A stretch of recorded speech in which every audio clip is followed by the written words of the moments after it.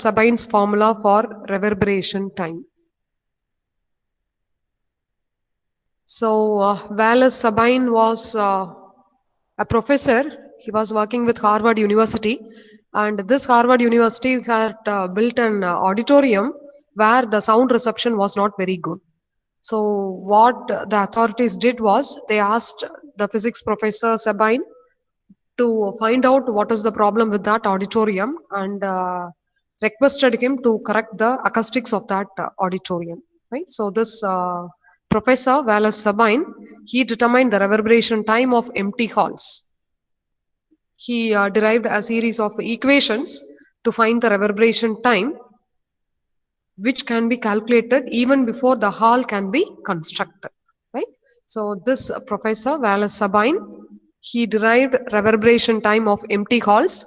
He derived a formula to determine the rise and fall of sound in a hall. Right. Whenever a sound is produced inside a hall, what is the time taken for the rise of the sound and what is the time taken for the fall of the sound. During the fall of the sound, he was able to calculate what is the reverberation time. Right. So how will you define reverberation time? Reverberation time is defined as the time taken by the sound intensity or sound energy density to get reduced by a factor of 10 power 6 from its maximum steady state value. Please take up the definition for reverberation time. Reverberation time is defined as the time taken by the sound intensity or sound energy density to get reduced by a factor of 10 power 6 or to get reduced by 1 millionth of its steady state value. Reverberation time is defined as the time taken by the sound intensity or sound energy density to get reduced by a factor of 10 power 6 from its maximum steady state value. So what the formula he arrived is given here. T is equal to 0.167 V by A, where this T, what is the unit for this reverberation time? It is second, not Sabine, it is second, SEC, second. So here this T represents reverberation time, this V represents volume of the hall, and this A represents total absorption, right? Total absorption is nothing but summation of AISI, where A represents absorption coefficient of the material present and S represents its surface area, right? So AI is the absorption coefficient and SI is the surface area. Derivation of Sabine's formula. Before moving on to derivation, I would like to give you a little outline of what we are going to do in this derivation so that it will be easy for you. See, what we are going to do is we are going to consider a hall, right? Let this be a hall. I'm just doing it roughly. So we are going to consider a hall, right? This is a hall, say for example, your classroom, right? This is a hall of volume V, right? This is the volume of the hall. Now we are going to find what is the total absorption inside the hall. See, this hall is having 4 walls, a ceiling and a floor, right? So if sound is produced, even if you don't have any material inside the hall, these walls, 4 walls, the ceiling and the floor will absorb sound energy, right?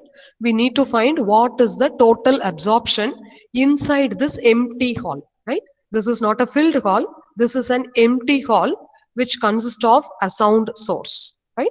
If a sound source is present inside the hall, you can consider each and every point inside the hall to be a sound source, right? So sound is produced inside the hall. You are assuming it in such a way that sound distribution inside the hall is uniform everywhere and each point will be acting as a sound source, right? So what we are going to do is you are going to construct a small volume inside the hall. We are not going to consider the whole big volume capital V, but we are going to construct a small volume, right? For that, we will be first construct a surface. Say for example, this is the surface, right? The bottom surface, right? This surface will be constructing only this surface first. Then if the surface is moved a little upward, you will construct a volume, right? I hope you understand. See, we are constructing a surface. If this surface is made to go a little upward, right? This is the surface.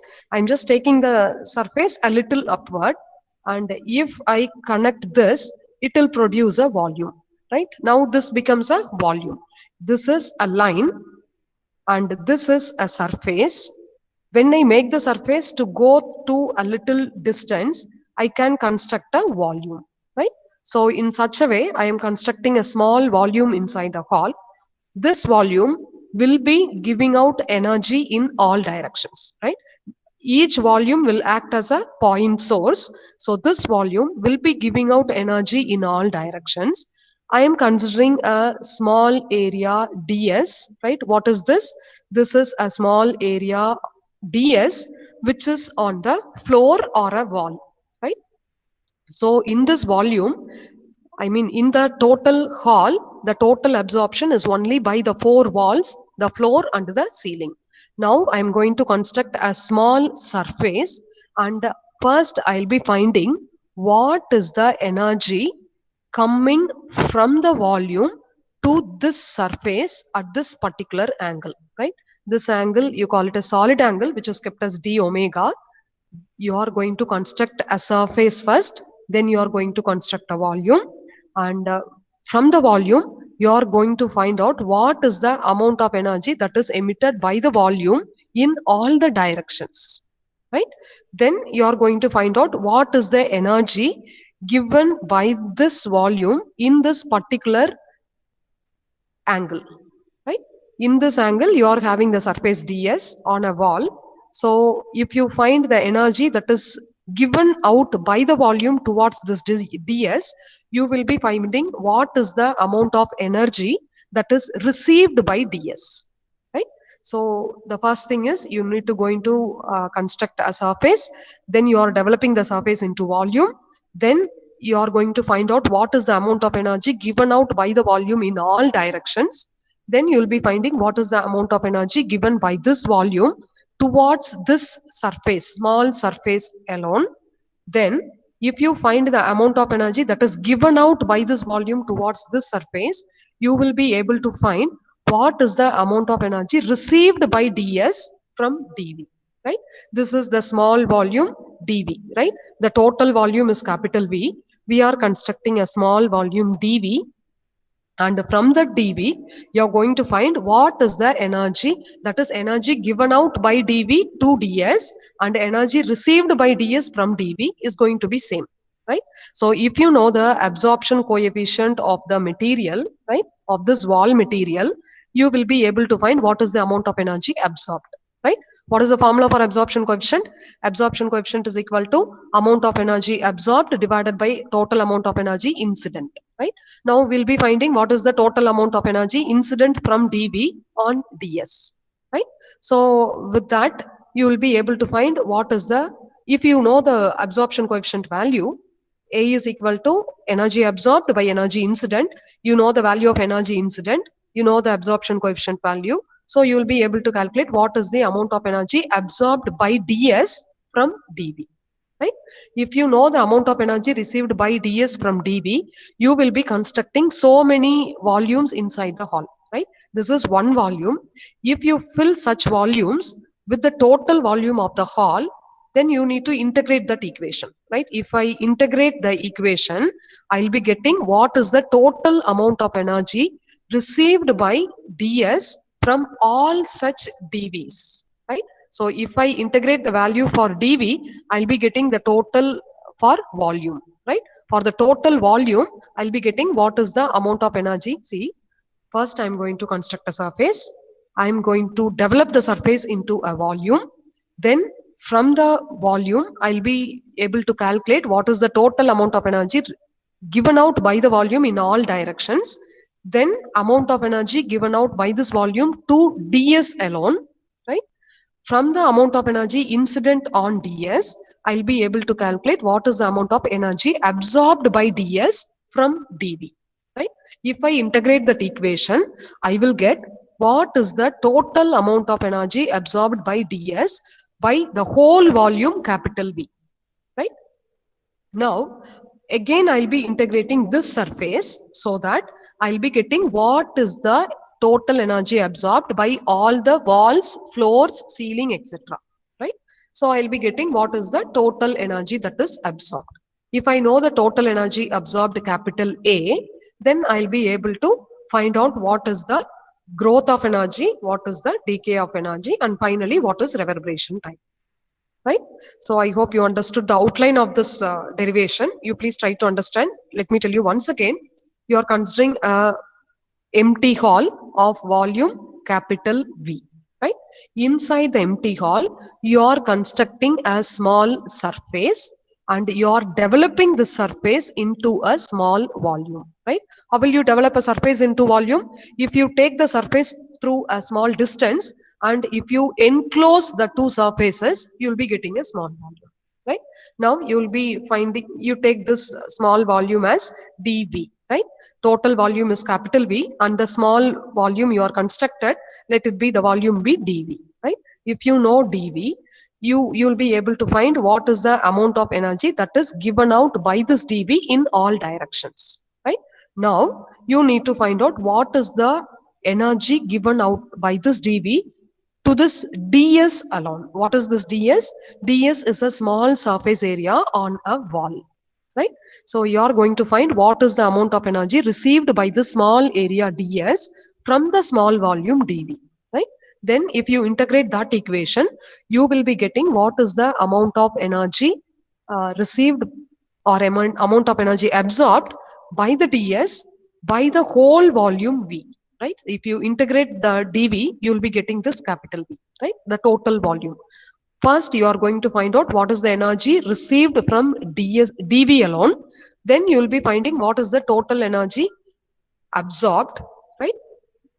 That gives you total energy absorbed only due to this dV, right? If you integrate that equation, you will be getting the total energy that is absorbed due to the whole volume of the hall V, right? That is by this small element ds. Now, if you want the total absorption of the hall, you need to again integrate the equation, right? Again put a summation for all the surfaces, right? You are having only small surface. You have considered only small surface. Now you need to consider all the whole of the walls, ceilings, floor, etc. That will give you what is the total absorption, right? Consider a source of sound in a hall produces sound waves satisfying the following assumptions, right? So before moving on to derivation, we have some assumptions. Sabine has assumed certain conditions to derive his equation. So please take up. Let a source of sound in a hall. Let a source of sound in a hall produces sound waves. Let a source of sound in a hall produces sound waves satisfying the following assumptions. So what are the assumptions? The first assumption is constant rate of production of sound energy, right? The sound energy that is produced is at a constant rate. It is not varying with respect to time. The energy is same with respect to time, right? A constant rate of production of sound energy. The second one is no interference of sound waves. If interference happens, it might lead to constructive interference or destructive interference. If you have constructive interference, the amplitude at certain points will be increased, right? So to have a constant energy density, we should not have interference in the hall, right? So we are assuming that there is no interference of sound waves inside the hall. I hope you understand what I'm saying. See, whenever interference happens, it may lead to constructive interference or destructive interference, right? If destructive interference happens, there won't be any change in the energy at all, right? But if constructive interference happens, the amplitude of the two interfering waves will be added up, and at certain points, you have a large amplitude, that is more amount of sound, and at certain places, you have less amount of sound, right? So we are assuming that there is no interference that is taking place inside the hall, right? And the third assumption is absorption coefficient is independent of sound intensity, right? Even if there is change in sound intensity, there should not be any change in the absorption coefficient, right? So the third thing we are assuming is the absorption coefficient of the material is independent of sound intensity, right? The absorption coefficient is considered not to vary with respect to sound energy, right? Sound intensity, and no absorption of sound energy by air. This is also another assumption he had made. So what are the four assumptions? The first assumption is constant rate of production of sound energy. The second thing is no interference of sound waves happens. And the third one is absorption coefficient is independent of sound intensity. And the fourth one is no absorption of sound energy by air. Right? So with these assumptions, he started deriving an equation, and before that, he considered E be the sound energy density. Right? Density is nothing but mass by volume. If I say sound energy density, that is sound energy present per unit volume. Right? So what is capital E? Capital E is the sound energy density. What do you mean by sound energy density? Sound energy density is nothing but sound energy present per unit volume.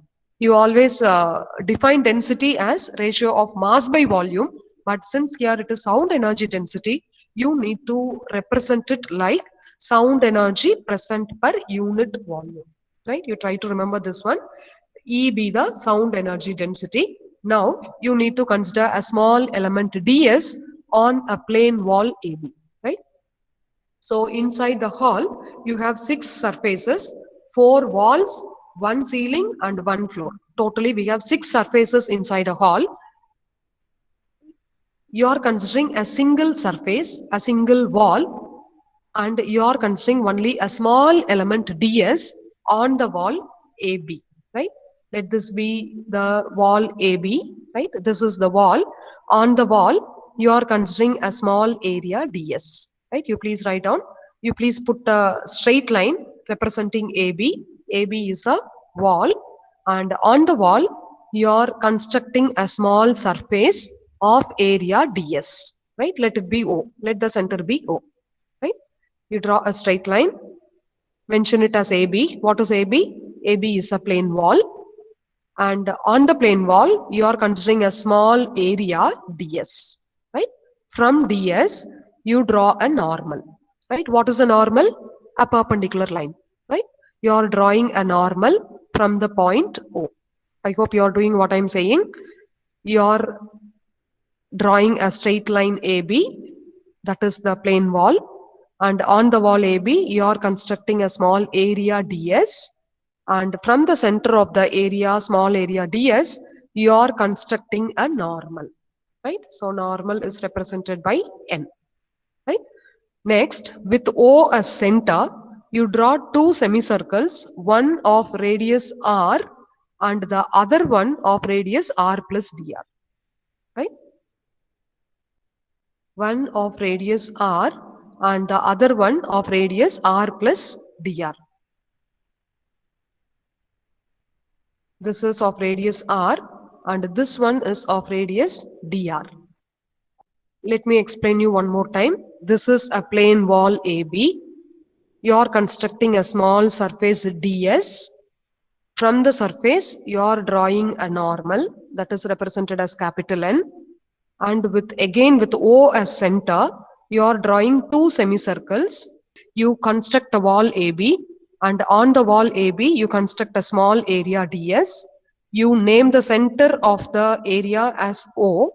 From O, draw a normal represented as capital N, and with O as center, draw 2 semicircles, right? One with radius R, right? This is with radius R, and this is with radius R plus dr, right? So from O up to this point A, it is R, and from O to the point C, it is R plus dr, right? Now what is this value equal to? This is a circle of radius R. This is a semicircle of radius R plus dr. So what is the distance between these two circles? It will be equal to dr. So it is mentioned as dr here. And before that, I want to find what is this arc length. Can I say this is arc length? This is a circle, right? So this represents an arc, right? Right. See, what I'm saying is you are going to draw a line AB, right? And you are considering a small surface ds on that wall AB. Now you are drawing a normal, right? And with this point as center, right? This point you call it as O. With this point as center, you draw two semicircles, right? This is of radius R, right? What is this? This is equal to R. And again, with this as center, you draw another semicircle of radius R plus dr. So what is this one? This is equal to R plus dr, right? Now this represents an arc, right? This is a circle and a part of the circle will be an arc, right? So you consider this as this point as A and you consider this point as B. Now you need to find what is this value, right? See, now you need to find what is this value of this arc, right? Let d theta be a small angle, right? D theta be the angle between these 2 points. Let these 2 points make an angle d theta at the center, right? If I want to have the arc length, how will I do? Arc length is equal to this AB will be equal to d theta is equal to the angle d theta will be equal to this arc length AB divided by radius R, right? That is the formula to find this d theta. How will you find d theta? D theta is equal to this arc length AB divided by this R. So d theta is equal to AB by R, or AB is equal to R into d theta, right? So the distance between this A and B will be equal to R into d theta. Right. So d theta is equal to, you are finding arc length here. So arc length, how will you find arc length? D theta is equal to this AB, arc length AB divided by this R. If you want AB, then d theta into R will give you AB. So AB is equal to R into d theta. Is that okay? Yes, ma'am. Right. Now, what is the distance between this B and C? BC is equal to dr. dr. Dear ma'am. So can we find what is the surface area of this ABCD? It is equal to r d theta into dr, right? Dear. Now we have Yes, constructed a ma'am. surface. Yes, dr into r d theta. Now we have constructed a surface, right? Now what I am going to do is I am making the surface to move through an angle d phi, right? I am making this ABCD to move a little upwards. A is coming to A dash, B is coming to B dash, C is C dash, and D is D dash. Right? Now I am constructing a small volume. Right? How will I find volume of this element? Length into breadth into height. I know length, I know breadth, so I have surface area. Now I need to find what is the distance through which I have to move this ABCD to the upside. Right? So I want to find what is the distance A into A dash. Right? So for finding this distance A into A dash, right? Let me consider this triangle, right? EOA, right? Let this angle be theta, right? This is the angle theta. This is the angle d theta. So from the triangle EAO, what is sine theta? Sine theta is equal to opposite side by hypotenuse. The I mean side which is opposite to theta is opposite side. So EA is opposite side. And this is 90 degree, right? This is exactly 90 degree. So the side which is opposite to 90 degree hypotenuse. So OA is hypotenuse, EA is opposite side, and the remaining OE is adjacent side. So sine theta is equal to opposite side by hypotenuse. What is opposite side? EA is opposite side. So EA divided by OA. OAM. You know OA. OA is equal to R. So EA is equal to how much? Sine theta into R. R, ma'am. Right. So this value is equal to R sine theta. Is that okay? This value EA is equal to R sine theta. I need to find what is the value for this A dash, right? So for to find this A dash, I am constructing this triangle, right? I am considering this triangle. So this side is equal to R sine theta. This is equal to d phi here. Arc angle is equal to this angle into radius. Similarly, this is equal to this angle into r sine theta. So it is equal to r sine theta d phi. Is that okay? Yes, Yes, ma'am. ma'am. Right. So first we have constructed an arc. Then we have constructed a surface. Then we moved the surface through an angle d phi so that it produces a volume. To find the volume, we need to find what is the value for this A dash. For that, we have considered first this triangle and we have found out what is the value for this EA. After finding EA, we are considering this triangle EAA dash and we are finding this length as again r sine theta into d phi. So we have AA dash, we have length, we have breadth. So if we are able to multiply these three things, we'll be getting the volume. Is that right? So let us determine the amount of sound energy received by the element ds, right? We have constructed a plane wall AB. On that AB, we have constructed a small area ds. Now we are going to determine the amount of energy received by the element ds, right? We need to find what is the amount of energy that is absorbed by ds. For that, first we need to calculate what is the amount of energy that is incident on ds, right? If the amount of energy incident on ds is found, we'll be able to find what is the energy received by the element ds. Sorry, absorbed by the element ds, right? So for this, we are constructing two semicircles of radius r and dr, sorry, r and r plus dr. We are considering a small region lying between those two radial lines, making an angle theta and theta plus d theta with the normal to ds, right? See here, you are constructing a surface in such a way that one line is at theta and the other line is at an angle of theta plus d theta from the normal, right? So that this becomes d theta and this becomes theta. Now you are constructing a surface in between the two concentric circles. So how will you find arc length? Arc length AB is equal to, we have seen already, right? Arc length AB is equal to r into d theta.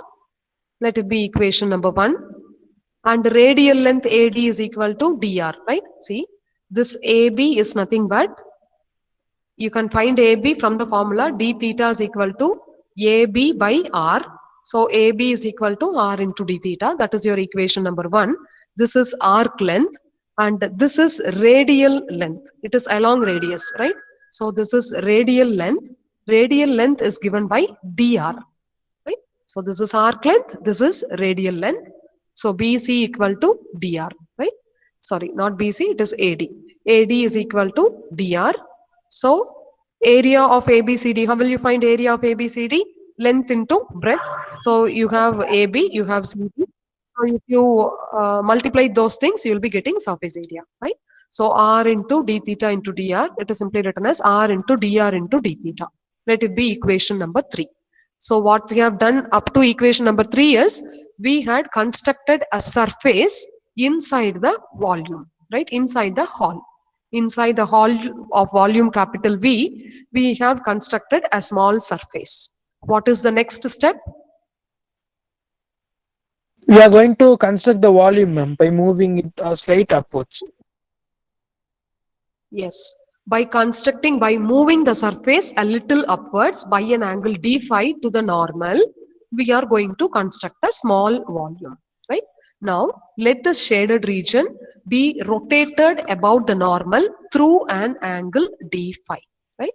So we are making this ABCD to move through a little angle, right? A d phi angle. This is a and this is A dash. What is the angle between this A and A dash? It is equal to d phi, right?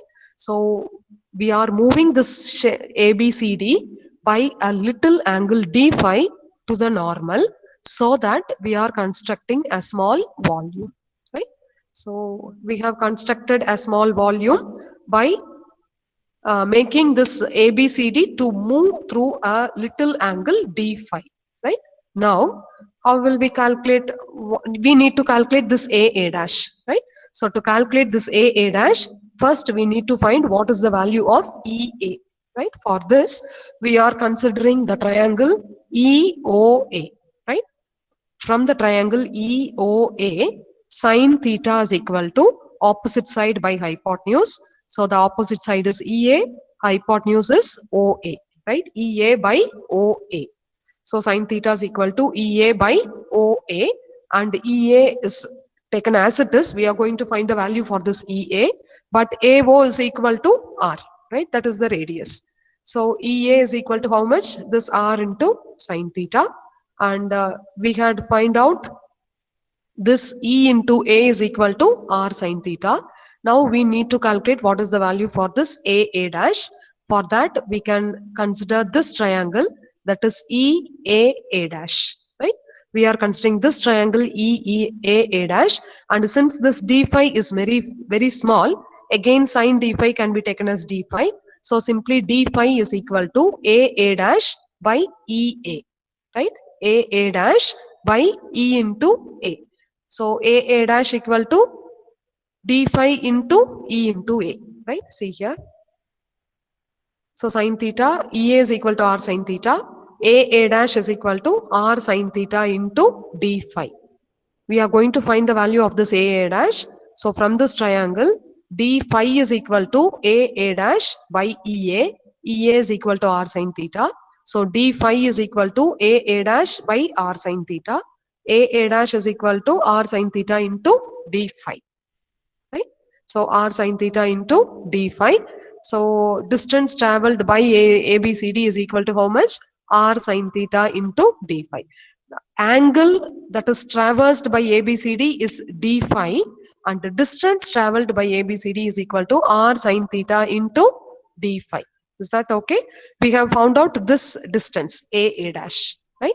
This is our ABCD, right? See, this is our surface. We are making the surface to go either back, or if you constructed a horizontal surface, you are making it to move up, or if you constructed a surface like this, you are moving it sidewards, right? By a distance, by an angle d phi, and a distance r sine theta d phi. Let it be equation number 4. So what is the volume traced by this volume element?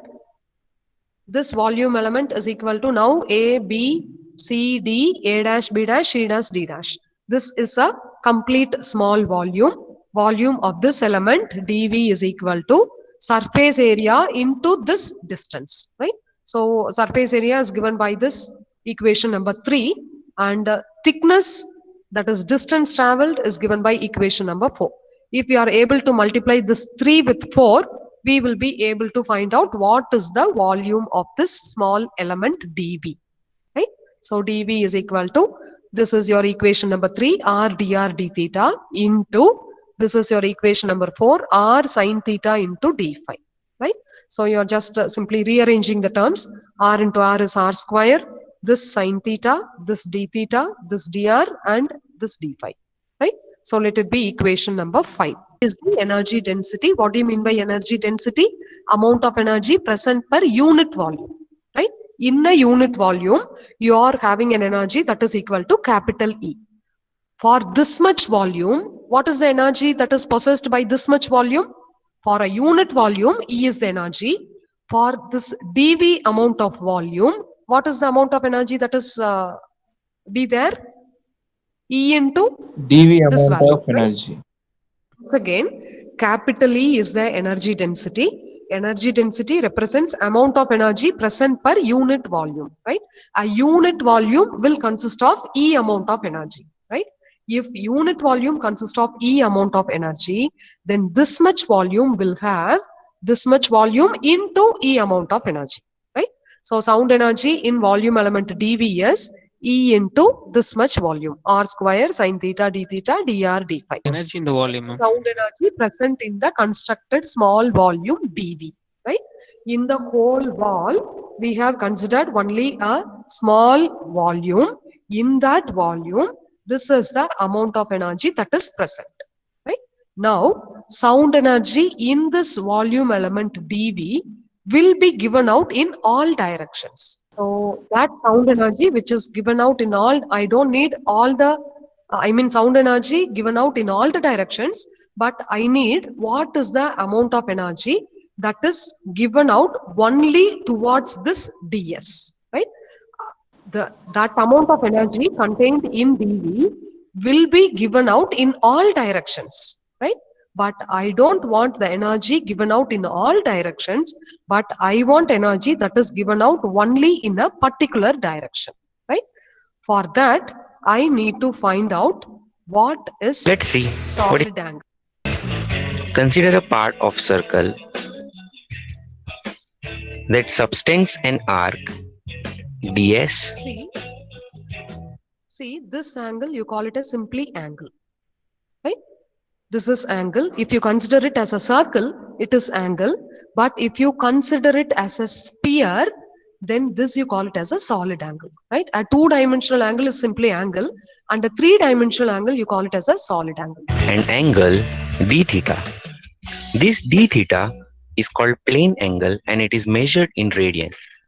Relation between this d theta, ds and radius r is given by the expression d theta equals ds upon. Consider a part of three-dimensional sphere. See, consider it is not a circle, it is a sphere. You think of like a football, right? It is a sphere. Now, the angle at the center of the sphere, that you call it as solid angle. It is not simply angle, it is solid angle. Such that it subtends an area dA with the radius r. See, if you consider it as a circle, this will be only an arc, right? But if you consider a three-dimensional sphere, then the surface that is cut, you call it as a surface, right? It is not an arc, but it is a surface. And a solid angle d omega. See, if it is a circle, this will be an arc and the angle is plane angle. If it is a sphere, this will be an area and this will be called as solid angle, right? So this solid angle will be, see, if it is an angle, a plane angle, then you will be writing this as this arc length divided by r. If it is a solid angle, then it is this area divided by r square, right? Area divided by r square. See it? Actually, it is omega and a, but as we are considering it as very small, that is differential area and differential solid angle, that's why we put d in front of it. Now, relation between this d omega, dA and r can be given by the expression steradian d omega. See, d omega is equal to, if it is angle, angle is equal to this arc length divided by radius. But if it is a surface, then the angle you call it a solid angle, and that solid angle is equal to this surface area divided by this radius square, right? Let me ask you a question. This is a small area, right? Instead of small area, if I consider the whole sphere, what will be the angle subtended at the center? See, for this small area, which is of which is considered as dA, the formula for solid angle is surface area divided by r square, right? Instead of considering a small area, if I consider the whole sphere, then what is the angle subtended at the center? What is the formula to find angle subtended at the center? That is, solid angle is equal to surface area by r square, right? What is the surface area of a sphere? 4 pi r square is the area of a sphere. So instead of dA, you will be having 4 pi r square by r square. So it will be equal to 4 pi. What is that 4 pi? It is the solid angle subtended by the whole sphere at the center. Sound energy present in the volume element is this much. This much energy is given out in all the directions, right? So in how many angles? 4 pi angles, right? So if you construct a sphere, the angle subtended at the center by the whole surface of the sphere will be equal to surface area of the sphere by radius square. Surface area of the sphere is equal to 4 pi r square, and so angle subtended at the center will be equal to 4 pi r square by r square, that will be equal to 4 pi, right? So the energy, this much amount of energy will be radiated in how many angles? 4 pi angles, right? But I want the energy that is given out per unit solid angle, right? See, in 4 pi angles, this is the amount of energy that is released out. So in unit solid angle, what is the amount of energy that is released? It is like 4 chocolate is equal to 4 rupees. What is the cost of 1 chocolate? 1 rupee. 4 by 4, right? Similarly, see, in 4 pi angles, this amount of energy will be given out. In one angle, what is the amount of energy given out? This value divided by 4 pi. Right? So sound energy, this much amount of energy is present in the volume element dV.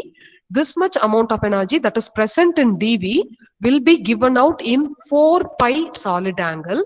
So amount of energy given out by this volume element dV per unit solid angle is given by E into R square into sin theta into d theta into dr into d phi divided by 4 pi. The angle of any closed surface is given by d omega equal to surface area by radius square. Since it is the whole sphere, the surface area is 4 pi r square divided by r square, that is equal to 4 pi. So this much amount of energy is given out in 4 pi solid angle. So per unit solid angle, the amount of energy given out is equal to E into r square into sin theta d theta dr d phi divided by 4 pi. Right? So let it be equation number 7.